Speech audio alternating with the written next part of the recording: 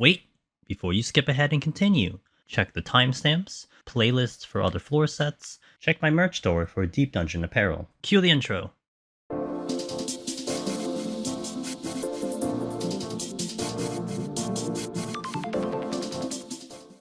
Hello, I am Angelus Demonus, with an updated Dawntrail live tutorial guide for Palace of the Dead solo on Machinist, if your goal is to get the Necromancer title. This live tutorial will cover floors 191 to 200.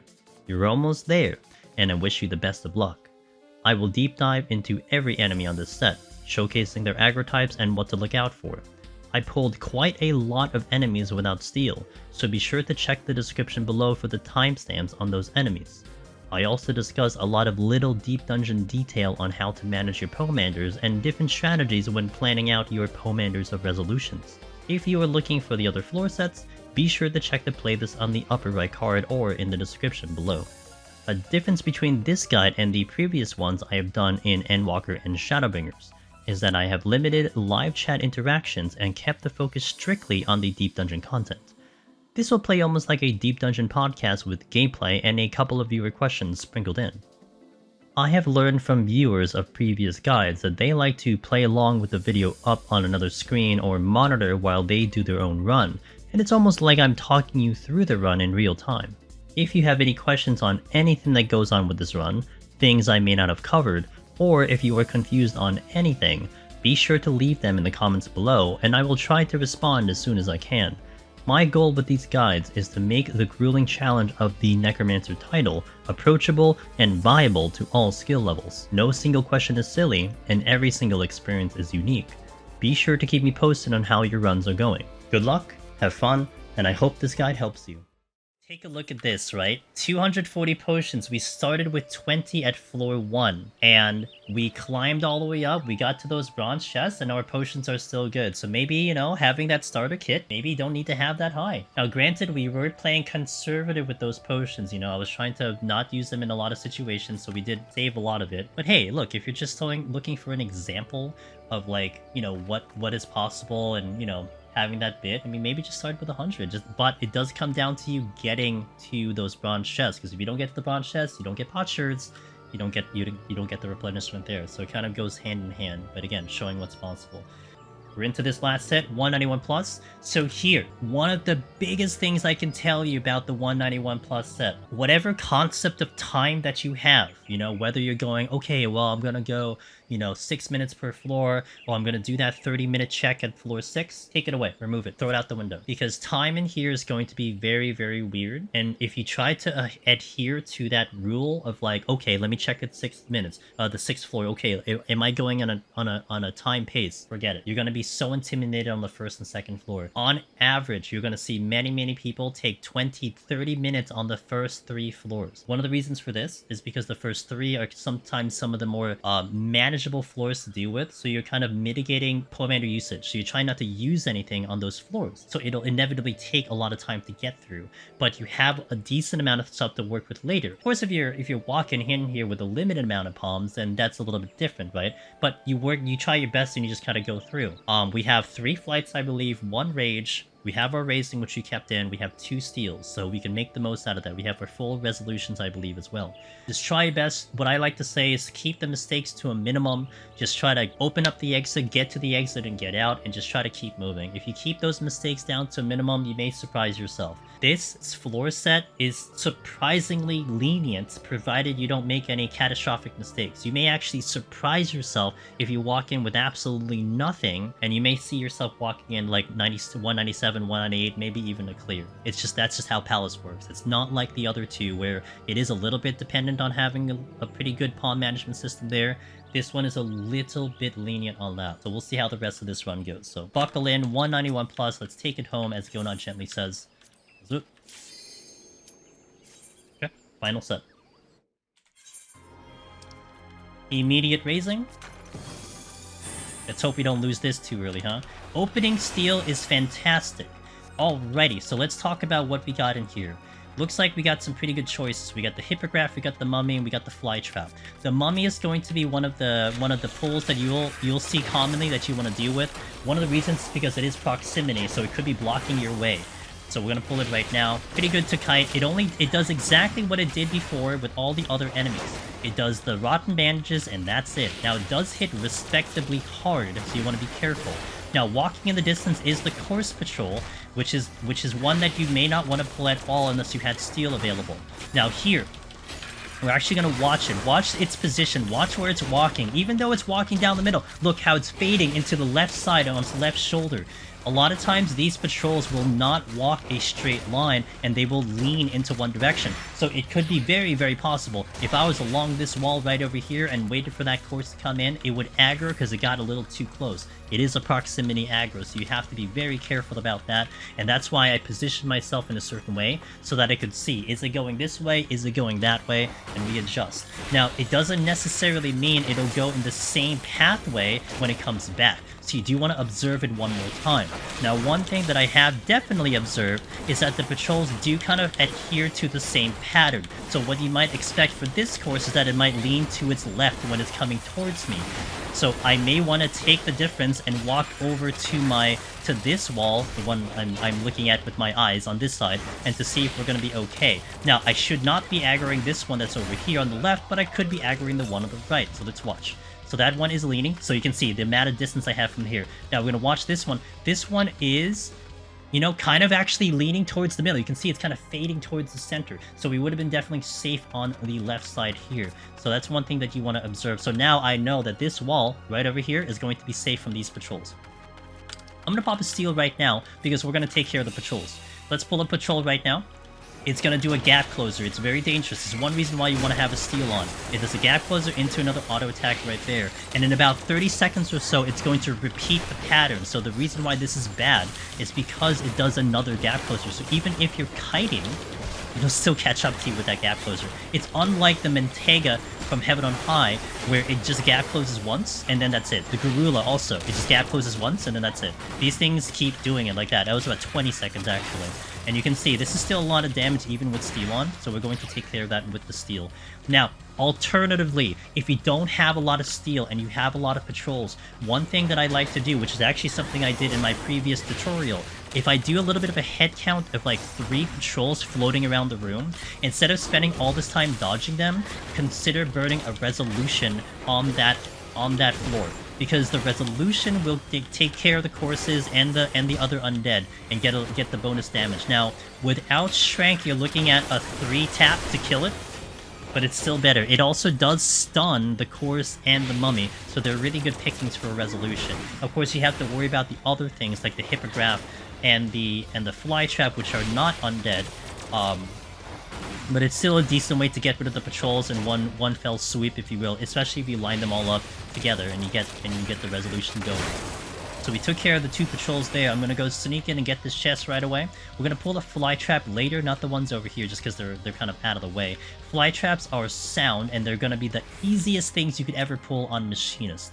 They are definitely the ones you take if the opportunity presents itself. Of course, the only reason why you'd be taking mummies instead is simply because they are proximity, where you can't get past the mummies. But you definitely want the fly traps to be pulled. All they do is range attack, but the thing that's really cool about them is that they attack very slowly, and that's what's really nice about that thing. So we're gonna pull one soon. I'm just gonna get across this room first to see if we're safe. I can actually pull that one in particular. So I'm going to do that. I'm going to do the Hippogryph as well while we have the steel on. So we're going to fight this, and you'll see, watch how slow its GCDs are. It takes like 5 to 10 seconds just to get an attack off. And that is its normal auto attack speed. Now, for range players, this is a great fight. For melee, this is kind of a nightmare, because it does do melee attacks in between, like regular melee speed, and then it does that extra attack on top of that. So it's kind of, you know, 2 different worlds, if you will. So I'm going to pull the Hippogryph here. Hippogryph is going to be very similar to like the Archaeosaurs earlier. They're going to do a double attack, and they're going to do a point blank. They do hit pretty hard if they do the double attack, so you can get away with this without the steel. It's definitely possible, especially with kiting. In this instance, we don't have that much running room, but it's okay. We're kind of taking advantage of the steel that we do have on here. Also, I do want to watch those heals too, just in case, huh? So right now, what I do want to do is I do want to work towards the exit. So I have to pull the mummy that's on top of the exit right now. That's a mandatory pull. If the exit opens, I will leave. If not, then we will continue pulling going into the next chest that I just saw. Now, this is a mandatory pull. It's perfectly okay in this specific instance that it is an extra pull. I did the Hippogryph simply for demonstration purposes. But naturally, you probably would have been working towards the exit specifically instead of pulling that extra Hippogryph. Keeping the healing going here. So what I'm going to do for the next 4, this is a rule of thumb that I do for 191+, and something that you can consider as well. Provided I have a rage, I will consider alterations going into the next couple of floors. I will not use an alteration 197 to 199, and I'll explain that when we kind of get there if I remember. But in this case, I will use an alteration and an affluence. The rage is my ticket out in case we get something really bad. But I am willing to fight mimics on machinists because they're not going to be too bad. So something to keep in mind as well. Auto heal disable, no problem. Witchings are coming back, which is tremendous. I see at least 2 patrols, so we're going to see what else is happening here. Okay. 1 patrol is coming this way. I can't quite see. There are 3 patrols, which is the head count that I was looking for, but I can't seem to get through the room at the moment, so we'll see what I want to do about that. May dodge the patrol. I'm trying to see. Okay, I'm gonna pull the mimic first. Oh, crap. Well, that's okay. It's okay, because you're gonna see. The fly trap is not gonna do that much damage, so it's just tagging along, it's just leashing along for fun. I'll handle it after. Gonna keep the healing going, though.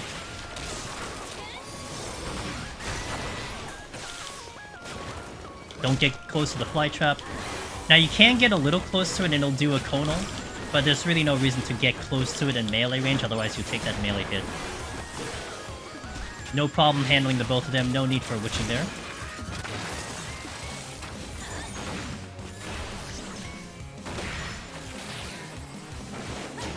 Take care of this. And so my current plan of action, what I'm thinking about, is I'm going to get to that middle room. If the Corse patrols converge in the middle, then I will do a resolution to try to take care of all of them. If not, then we'll just kind of fight them normally. What changed from Machinist and EW to DT? Not much. In Palace of the Dead, not much. Now, Heaven on High did have a little bit of a change, but Palace of the Dead, you're not seeing much in terms of damage, output, so on and so forth. So you're pretty much expecting the same Machinist that you know from before. I actually kind of took a look at the job guide to see if there were any noticeable changes, but nothing. A lot of the changes are going to be later into its levels. Like the Tactician upgrade is later, the damage upgrade is later. You don't get the 2 drill, so. But in 70 content, you'll get the Heat Blast upgrade. Okay, let's see. We got through this room, so I may want to wait to see if everything converges into the middle, and that'll be a good opportunity to do the resolution. Although, one risky thing with the resolution is I do have auto heal disabled, so actually I may go away from that. The reason why auto heal disabled is bad is because if I get hits in resolution, I won't be able to heal myself. So we may try to avoid that. I'm gonna actually go past this chest first, in case it's a mimic. It is not. I'm gonna go towards the Corgans here. I'm actually gonna use that fortune because we have Corgans.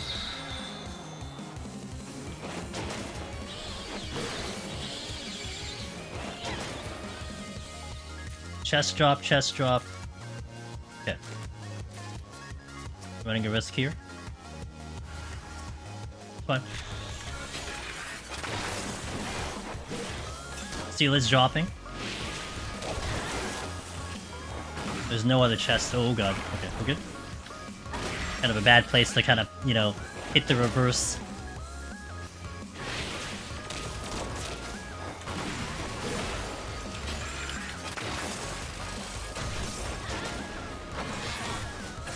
Gonna try to stagger kite. Nailed it that first time. Nailed it that second time. Nailed it that third time. Good execution here. Love it. It's not gonna happen when my steel goes down, but that's stagger kiting, another example of that. As the enemy comes towards me, I go away from the enemy, and we can kind of mitigate damage that way.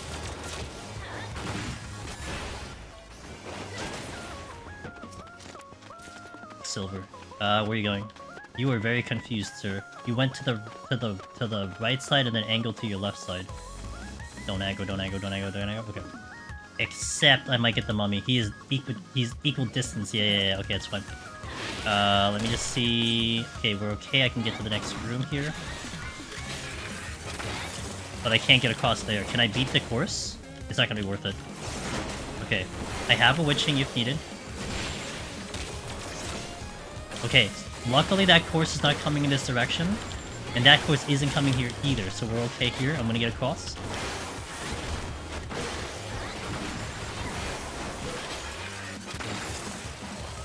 That mummy might aggro. Might, but I'm okay fighting it. I'm gonna do another altar here. Maybe the last altar I do.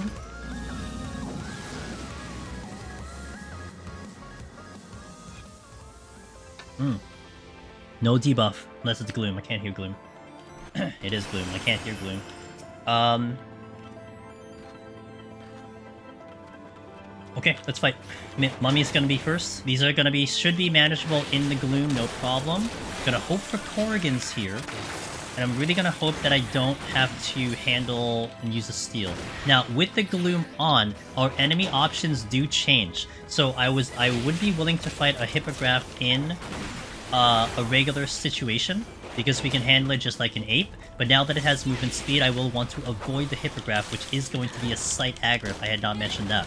The mummies are priority because they are proximity, so I have to kill them regardless. Now, we do seem to have multiple patrols and multiple bogeys coming over here. Although it's in Gloom, it might take a little bit extra damage to take care of them, so I may actually hold off on using the Resolution. As I said, I was willing to Resolution if I saw at least 3 patrols, but because it's Gloom, it may cause a little bit of an extra issue here. So I'm gonna kind of let them go by. Our time is kind of okay on the first 2 floors. We move pretty quickly. Now, while I'm waiting, I'm going to open with a flight here. I like flighting 94, 95, 96 because I like to save my resolutions for the last 3 floors. So we're going to kind of get rid of the middle floors with the flight. And in this case, it isn't particularly because the enemies are more difficult. It's just I need a spot to use them, so we're using them in that spot here. Gonna pull the mummy next. And then we're going to see what else we can get to and where that altar room is going to be. Would I say that Heaven on High enemies are easier or harder than PoTD ones? Harder. Hands down. They hit harder. I think mostly it's just they hit harder. That's really what it is. Like when I flip back between the two, you kind of just these feel like they're like a lot more tame, you know? But yeah, it's just they do hit so much harder. Gonna leg graze them, put it heavy, even though he still catches up to me. GG. Oh, I do not have a potion running. Okay. Okay, the patrols are coming back. They're all converging over here. You know, I'm tempted to do the thing, but I would be tempted if I kill it in 2 shots, which I'm definitely not killing in 2 shots, because if they die in 3, they might still get the lucky hit on the 3rd hit when I'm trying to go for it. So we're gonna avoid the tragedy there. I could steal, but I will hold on to that steal till later. We'll just let this walk by. Right? Okay, going this way. Nothing to see here, boys.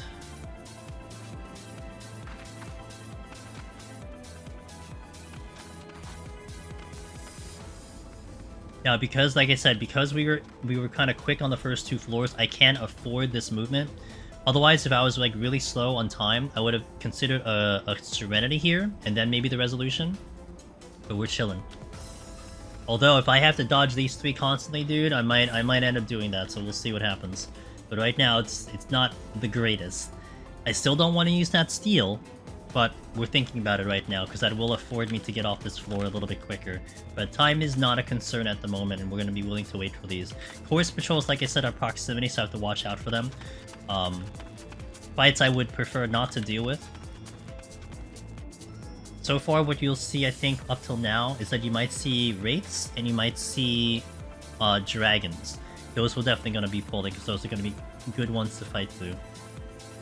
There is a dragon in the distance, but I don't know if I get to it cleanly.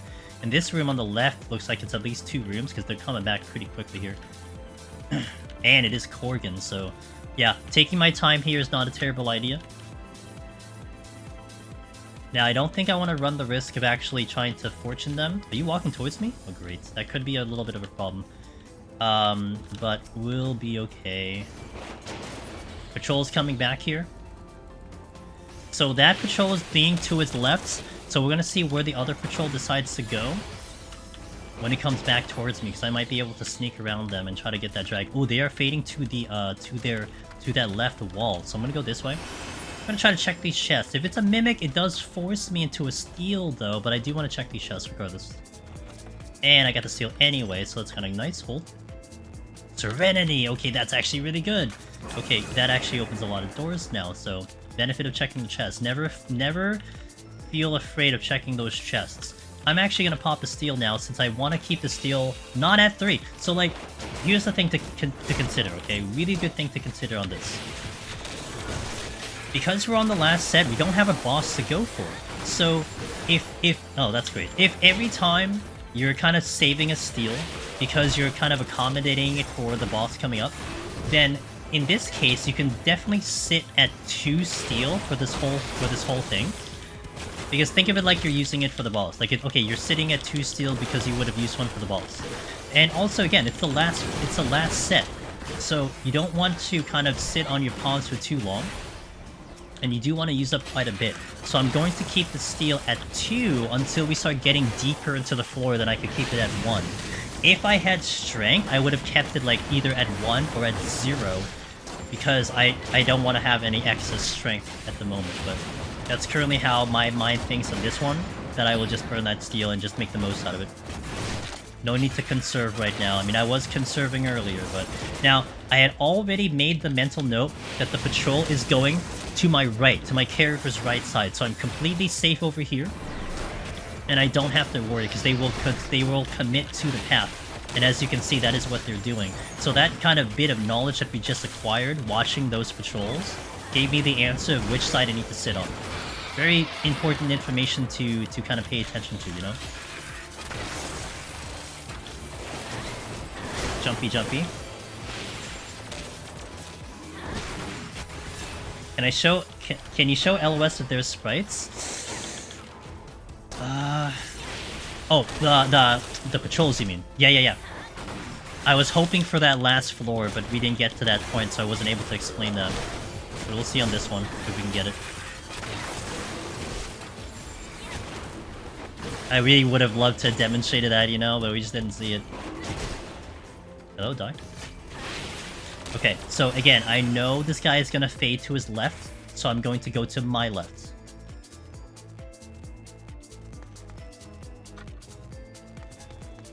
And again, as a demonstration, if I was along that left wall, there's a possibility I aggro. See how far off the middle he is? So paying attention to that lean is very important. And it's really this set that it becomes more paramount, because the other sets, it may not be as important except for the Chimera set, because those are proximity. But enemies that are in proximity, you don't have to really worry about it. I mean, if they're leaning in the one direction, as long as they don't actually angle their bodies towards you, you're going to be perfectly fine. But proximity enemies are a little bit different. Auto heal disable once more. I did pull the dragon already, and now we have a bicep, so we're gonna pull a first instance of a bicep. Different from the patrols, but they still hit pretty good. So they're gonna open with a tank buster glass punch, followed by a catapult here, and that's a rotation. They don't do any gap closers, so you can't keep them afar. We should be also able to weight them, so they're pretty good pull overall for Machinist if you're trying to go without steal. They will hit pretty hard, so you do want to make sure that you kind of have your heals in order for this one. But they are pretty good in terms of an option to fight with your full burst. Or with your full kit, rather. The dragon, again, we'll fight the dragon. I didn't really explain the dragon. So here, it's going to open with Evil Eye into the conal, just like the previous dragon before. Same exact rotation, and it'll definitely kill you. Again, it's going to follow with the conal directly after. And then what's interesting about this dragon is that its Evil Eye and its Conal are like on separate timers. So what is going to happen is when it cycles back to its ability, you're actually going to see the Conal come first, and then the Eagle Eye, and then the Evil Eye after that. So it's something definitely to note for memory, because if you're expecting Evil Eye to go in, maybe you might put yourself in a weird position. So Miasma Breath goes out first, and then directly after that, you're going to see the Evil Eye coming in. That. So it's just kind of, you know, just a characteristic of the Onyx dragons. And sometimes you can take advantage of that useful information, depending on positioning and whatnot. We have our first case of the Ahriman. Definitely recommend doing the Ahriman either with Strength or Steel. This is the same exact thing as the Ahriman before. We want to stay up close. Now, the difference between this one and the previous Ahriman is that every 2 attacks outside of its opener, so when you pull it, it's going to do 3 attacks into L5. But after this, especially when you go behind it, it's going to do 2 stones and then L5. So you kind of have to just survive that initial pull. And then you can mitigate, you could kind of manage your HP this way. You can pull this without Steel, but you would want to have a second wind or a max potion, super potion, hyper potion available to you just in case it gets a little spicy. These are not bad, but they're the one things that are not undead, especially when you start stepping into some of the higher floors. Gonna flight here, and we're actually not really too worried about checking some of these other rooms. We pick up yet another Steel, so that's very good. We're not really worried about these other rooms right now. We just want to kind of get to the exit and go. And especially when you're just going for that clear, it's really not a bad idea, right? The exit's right here. May as well take advantage of it. And our time is looking very, very good. So if we have to spend time later, may as well do that now. And I will stress this whole idea that, look, checking chest is important, right? Look at what we picked up. Strength and Seals will be kind of common on this set, more so than any other palm, statistically speaking. And you just don't want to be afraid of those mimics, and being confident against mimics is really big, you know? So we're gonna go right to the exit now, taking the time, taking the move here. We kind of pulled everything, so we're kind of good in that department, so on, so forth. We are getting fortunate on those debuffs too. 3 Serenities are not getting challenged right now. Well, I mean Gloom, but it's okay. We have another Steel, so that's okay. Pulling this dragon because it's just directly in my way. It is proximity, so it's going to aggro no matter what. I will pull that Wraith coming up so I can show you guys. Also, the Wraith in this instance, unlike every other Wraith, will shoot from afar with a Cursed Pox. Very similar to the ones in Heaven on High if you've dealt with those before. And it's a pretty big AoE, not that threatening, and actually technically doesn't kill you if you get hit with full HP and Steel on. But you do want to be careful about it, and you do want to take care of them because they can cause a lot of problems later on. I saw an Ahriman coming in soon, so that might be my next pull, unless I just let it live and move on with my life here. I may pop the Steel once my Steel currently drops, since I'm still overcapped. Okay, I'm gonna let the Fachan go, but I'm gonna pull the Wraith right now. So, Wraith here, it is proximity aggro as well, and as I demonstrated that it does shoot from afar, it will do its traditional abilities, which is just a regular scream which can be interrupted, followed by a Cursed Pox, which could also be uninterrupted, but I definitely recommend letting it go off, don't interrupt it, only reason because it stays in place. So watch, if I interrupt this Accursed Pox, he's gonna come right at me. So that's kind of less ideal, especially when you want to stay away from them. So just let the abilities go off, let them go for the full cast, and just dodge it normally. More ideal that way. If you're a tank, it's a little bit different, I guess. Where you can do the stun and silence combination, stun and interrupt. But here for your range class, don't bother. Let it just go off and let him just stay over there in the other continent while you're wailing at him.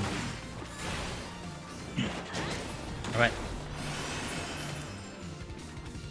See, now you're halfway through the floor set.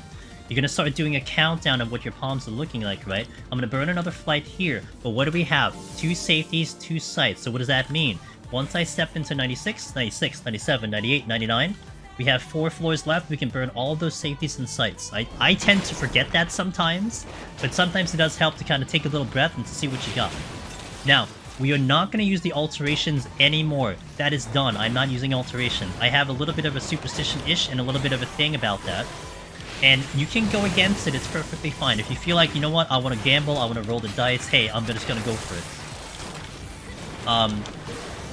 97, 98, 99, they are going to be mostly undead, if not everything's undead outside of those patrol Fachans. So, what you want to be... So, it is not going to benefit you to alter those 3 floors, especially when your plan is to resolution and or rage. Not to mention, you don't really want to deal with the treasure room of mimics on the last floors, especially if they sit on the exit, especially when you're getting close to victory. So I'm okay using it earlier, I'm personally not okay using it later. But hey, we've had people who've gotten wins on like the final floor because they altered the final floor. That is how they won. So again, it is a gamble. Just in terms of like maybe increasing your chances of victory and lowering any super bad RNG, I would recommend not using the alterations past 95, 96, and rely on the resolutions that you've hopefully held onto, or the rages that you've held onto. So right now, what our current plan is we do have the next floor lighted, and we'll fight through the next floor normally, and then we're going to kind of mix around our resolutions somewhere on 97, 98, and then save the rage for 99 currently. I actually personally don't like doing double dips on 91+. If you have to because of time, go for it. But one of the biggest reasons why I prefer not to try to go for double dips, and what do I mean by a double dip? Taking a rage from one floor and then trying to kill a couple things on the next floor. One of the reasons is just because the kill count that you need, the average kill count that you need, is a little bit higher than it has been on the other previous floors. And so you would need to probably average between 7 to 9 kills just to get off the floor. Now, one thing you could do is you could kill a couple and then rage after. You know, that's a good strat to do just to kind of thin out the enemies. But I wouldn't bank on trying to do a double dip just because it could burn you. Now, also worth noting, and I will mention this a little later as well, something that the community has discovered. The last 3 floors, 97, 98, 99, you can never get no knockback. It will never show up, and that's just a weird oddity that they put into the game.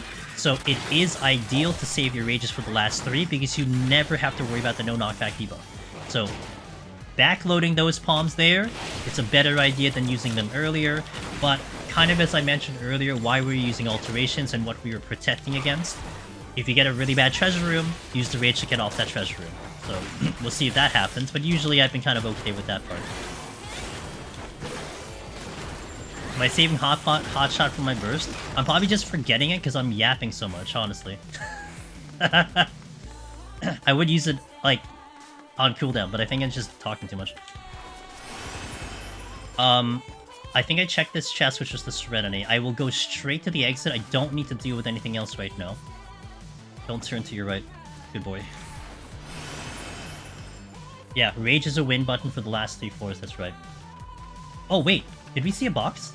No, I don't think I saw a box. Like, we'll do it later.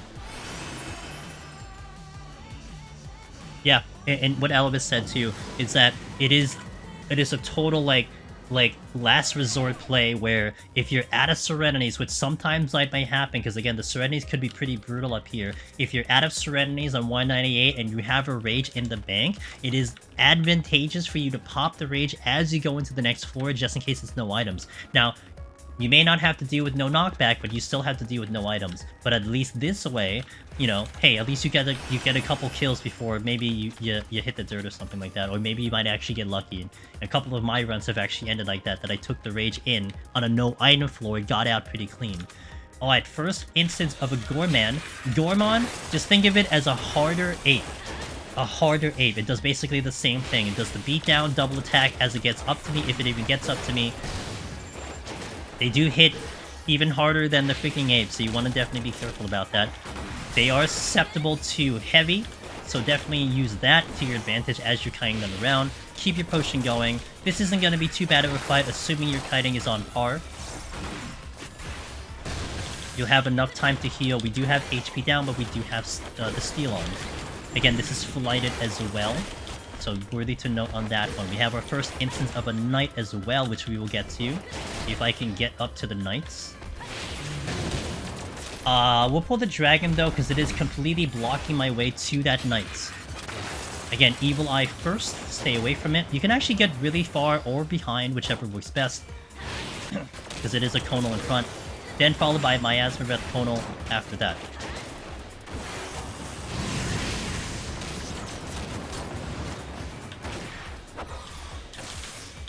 Okay. I will pull the knight if I get there. You have to worry about the Fachan that's moving around.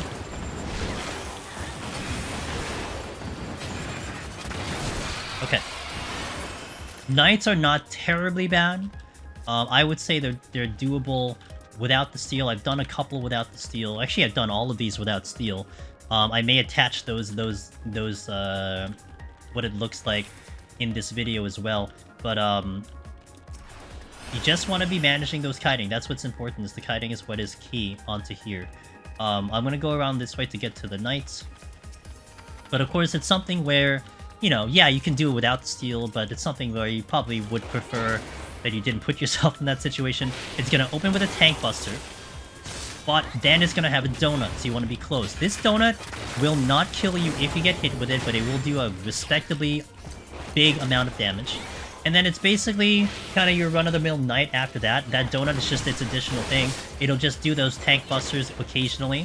Now, if you keep it alive long enough, we demonstrated this back in the previous set on 141, that after X amount of time, it'll get an attack bonus.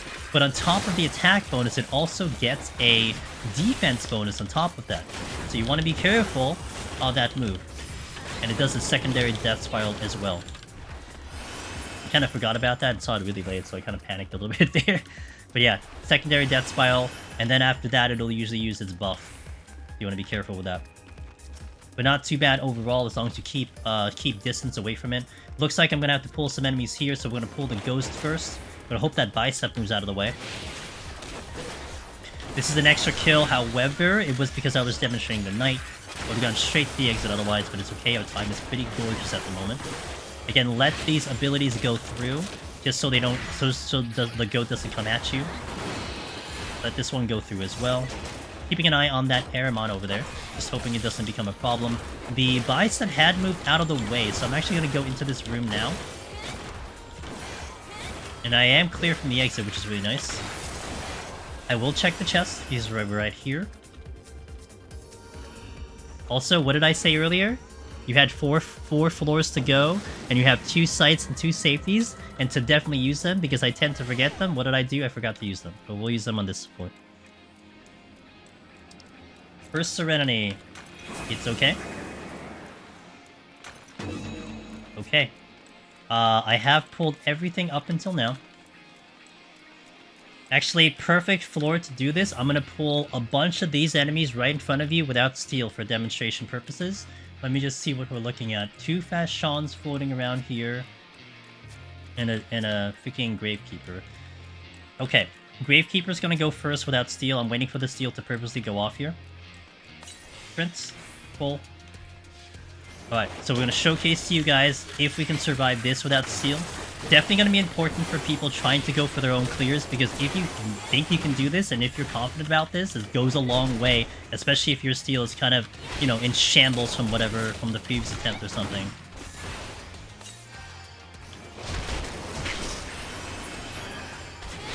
As you can see, it's a lot of damage.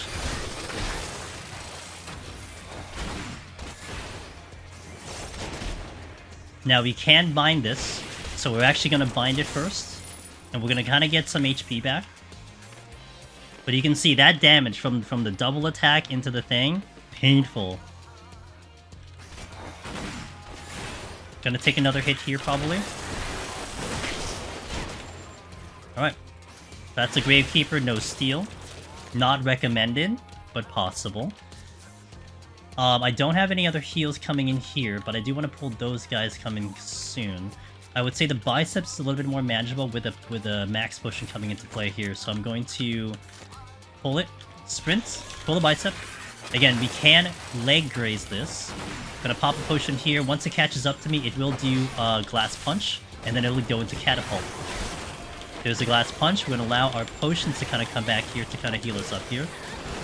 Once my sprint goes away, I'm going to do the leg raise to heavy it now.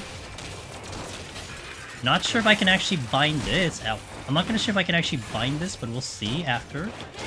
Fine. Nope, this one cannot be bound. But this one, as you can see, is a lot more manageable than we did with the Gravekeeper.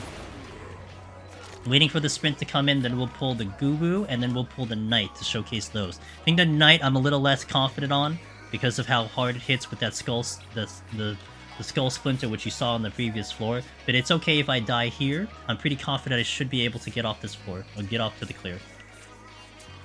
The aggro is sound. Thank you for mentioning that. I might have forgotten about mentioning it. It is a sound aggro. We're definitely going to run into a bunch of them later, but it is sound.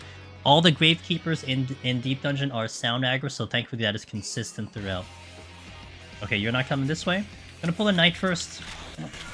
And if I die, then I will do a steal for the rest of this. So it will not get into Death Spiral until it does its Tank Buster. Now in. Okay. Keeping away now. Gonna Tactician. Gonna do the leg raise, because it is susceptible to that. And there's the Knight. Not too bad without steal.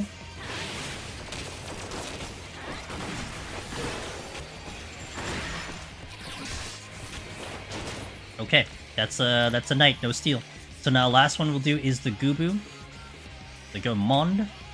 Which basically covers everything. Well, I didn't technically pull the Wraith without a steal, but the Wraiths are a lot easier to deal with. In terms of doing it no steal. I would say the Fachans are the ones that are potentially a problem. And we'll do that as well, just to cover all the bases, and then we'll go for the victory after that. Pop a Potion, pop a Reassemble, pop a Sprint, and then pop a Drill. Again, this is just like pulling an Ape. It's basically the same thing as pulling an Ape, except it will hit just a little bit harder. Not as hard as that Gravekeeper, though. That Gravekeeper really chunked us really, really big.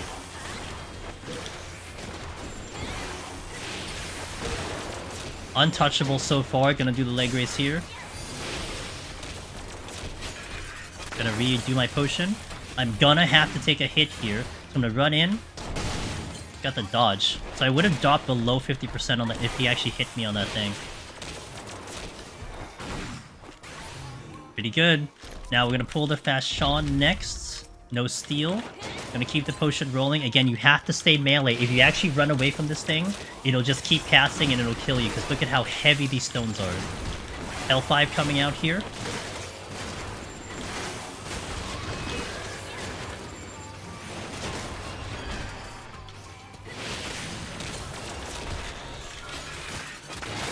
This one I'm less confident about. I'm gonna steal now. This thing is just hurts because I can't mitigate the damage, so I'm gonna steal for it. You saw the damage coming in. If I had a max potion there, I probably would have been able to bring myself back up or a Tactician, but it was just a little bit too much. So definitely these are sight, by the way. If I haven't mentioned, these are sight aggro, so they're not going to be too bad of a pull in general. But yeah, they're gonna be ideal to probably have a steal on or just pass them up in general. Here's another example of the Stonehedge, although we safetied. Sometimes there's a trap that can exist on this one. We actually hadn't run into this room very much to really showcase that one, but it's okay. I'll have Mr. Darabon's video linked in the description so you guys can see that. Is there a reason I use Second Wind as my emergency? I like using the max potion first just because the cooldown is shorter. So I would rather do that first and have it come back sooner. I think maybe, like, logically it probably doesn't make sense, but I always use the potion first. Okay, so here we have a little bit of an interesting issue here, which I can showcase a nice little strategy that we can do. Now, in terms of what can be stunned, really important, especially when you're planning to do a resolution. The Wraiths can be stunned, the Gubu can be stunned, everything else cannot be stunned. So to try to hit the Wraith solo is going to be an issue. Also for me on keyboard only, trying to shoot a resolution uphill is actually pretty tough, because of just the way the camera angle is going. So what we're actually going to do here that will help you out, because we do have the witching now, we're going to witching this set of enemies right here to kind of make this a little bit easier. Now I'm going to pop a potion here, I'm going to do the resolution, and now we can kind of go here for like kind of a big hit on a bunch of these, even though a couple of them are imps. I'm not going to be worried about their weird mechanics here, so it kind of can help getting through this initial floor. In general, so something to definitely keep in mind as a strategy with the resolution if you're sitting on the witching. And it isn't to like run in to aggro all of them, but at least it kind of makes it a little bit better for them to manage, especially when some of them are going to hit you pretty hard. Gonna do the Knight here. Now we're gonna predict here movement. So I do the first one at it doesn't stun. Do the second one where it's going. Do the third one on my spot here. Good example of that. Now with something that stuns, I'm gonna triple tap on the same location as quickly as possible. You can either hit. Oop, I gotta move. I gotta adjust. Now this I think I adjusted correctly, and so here, because it's a triple tap, it's going to die on that third one. That's how you do it on that front. Then we're going to do the bicep here, kind of predict its movement because it's no stun. One far, one close, and one right on top of me. Okay.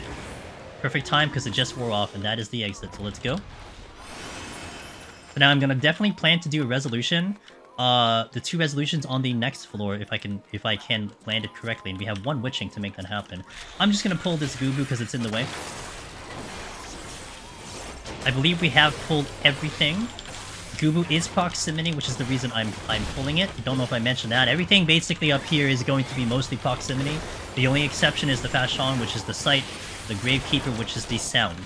But the Wraiths are proximity, this is proximity, the Knight's proximity, the Biceps are proximity. Almost all of the Undeads are basically proximity, except the Gravekeeper. Okay, into the next floor. No alteration, we're just going in straight up. I can psych the last 2, which is really convenient.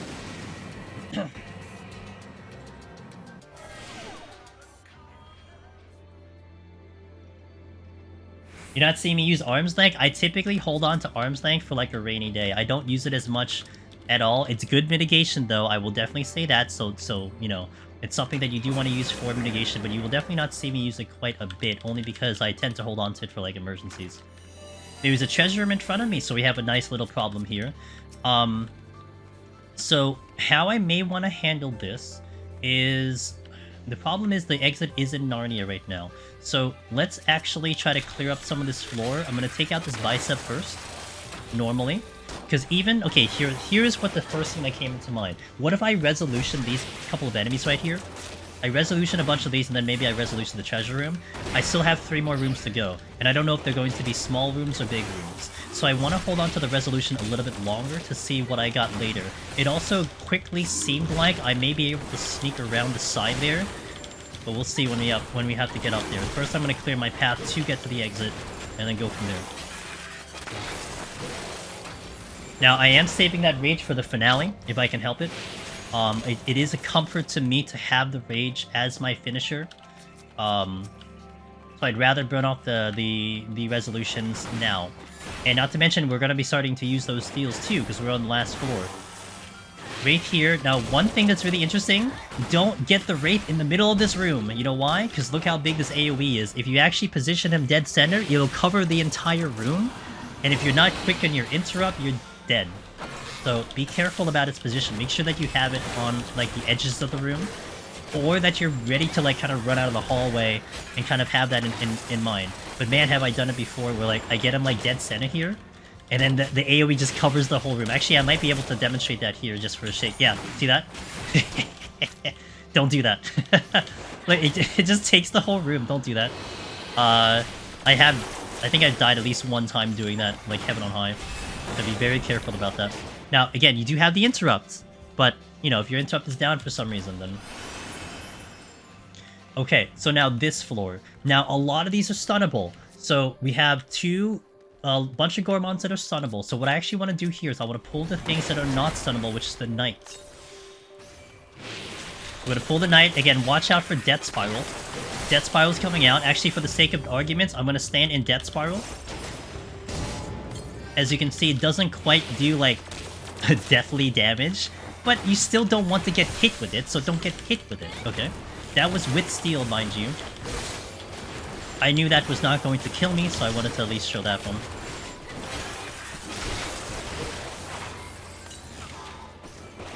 Multiple Gravekeepers incoming, multiple bogeys coming.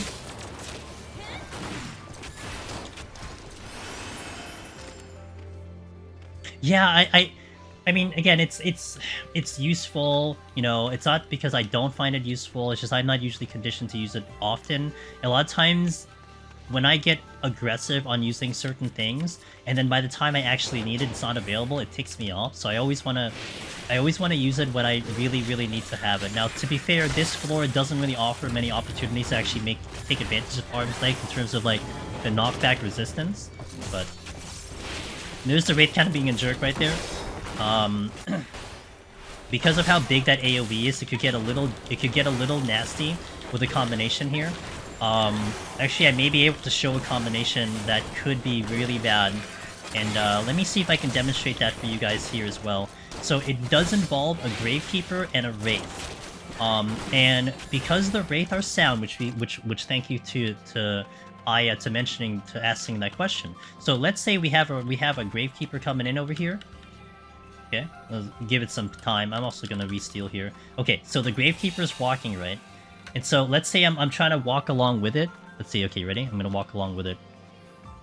Look at this. And this is like a bad situation. So like because of that timing, maybe I would have gotten away with it, but that wombo combo there of the Wraith doing its AoE while you're trying to get away from the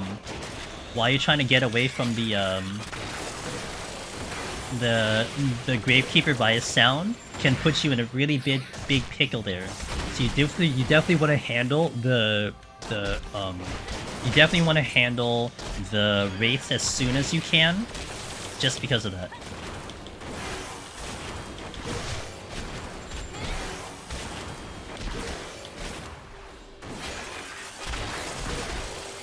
Okay, now, here we've cleared up this room to perfection. This is what we're gonna do now, it's great.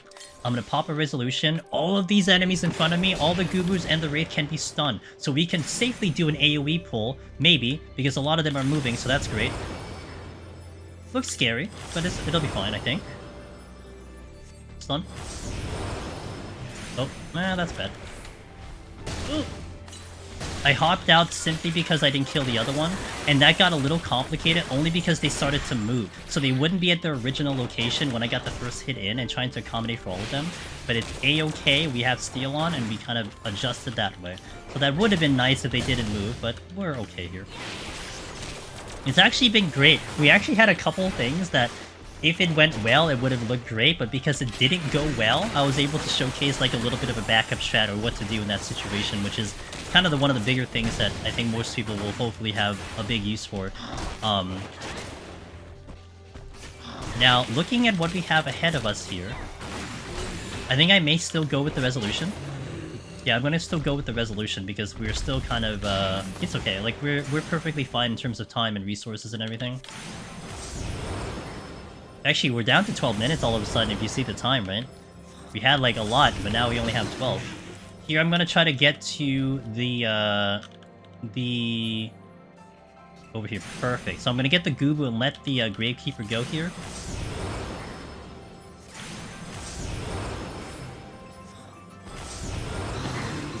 Okay.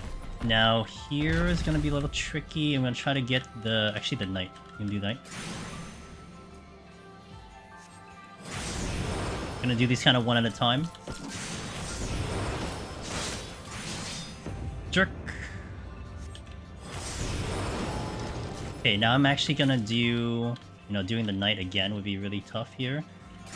I'm gonna do 2 hits on the Knight, then hop out.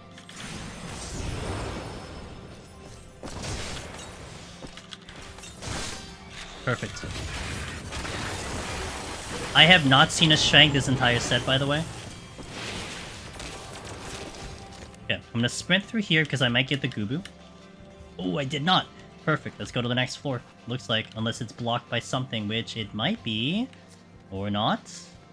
Ooh, we're clear. Good. Looks like we're okay to hop into that next floor. Let's go.